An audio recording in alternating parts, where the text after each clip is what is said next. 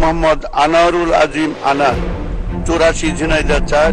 কে কতটুকু পরিবর্তন হচ্ছে এটি যার যার বিবেকের কাছে প্রশ্ন করলে নিজের উত্তর নিজে পাওয়া সম্ভব।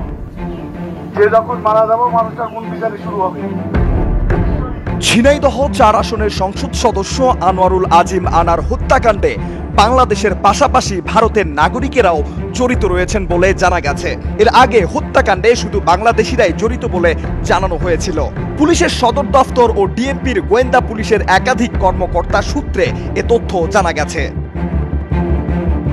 ভারতীয় নাগরিকদের পরিচয় এখনো পর্যন্ত শনাক্ত করা যায়নি বলে জানিয়েছে ডিবি। তারা জানিয়েছেন আনোয়ারুল আজিম আনার হত্যাকাণ্ডে 5 থেকে 6 জন অংশ নিয়েছেন।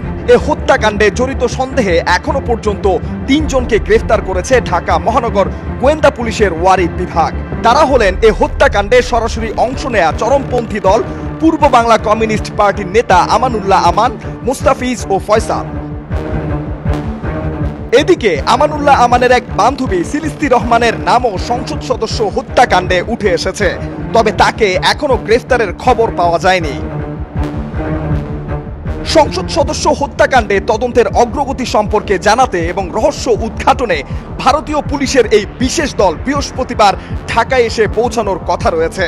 ডিবি সূত্র জানায় 5 কোটি টাকার চুক্তিতে বাংলাদেশি বংশোদ্ভূত যুক্তরাষ্ট্রের নাগরিক আক্তারুজ্জামান ভাড়াটে খুনিদের এমপি আজিমকে হত্যার দায়িত্ব দেন। গত 12 মে চিকিৎসার জন্য ঝিনাইদহের কালীগঞ্জ থেকে চুয়াডাঙ্গার দর্শনার গেদে সীমান্ত দিয়ে ভারতে যান এমপি আনার। তিনি পশ্চিমবঙ্গে বরাহনগর থানার মণ্ডলপাড়া লেনে গোপাল বিশ্বাস নামে এক বন্ধুর বাড়িতে ওঠেন। পরদিন ডাক্তার দেখানোর কথা বলে বাড়ি থেকে বের হন। এরপর থেকে রহস্যজনকভাবে নিখোঁজ হন আনোয়ারুল আজিম।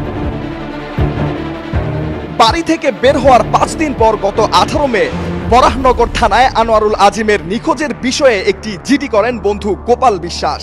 এরপরও খোঁজ মেলে না 3 বারের এই সংসদ সদস্যের। বুধবার হঠাৎ খবর ছড়ায় কলকাতার পার্শ্ববর্তী নিউ টাউন এলাকায় বহুতল সঞ্জীবা গার্ডেন্স নামে একটি আবাসিক ভবনের BU 56 নম্বর রুমে আনোয়ারুল আজিম খুন হয়েছেন।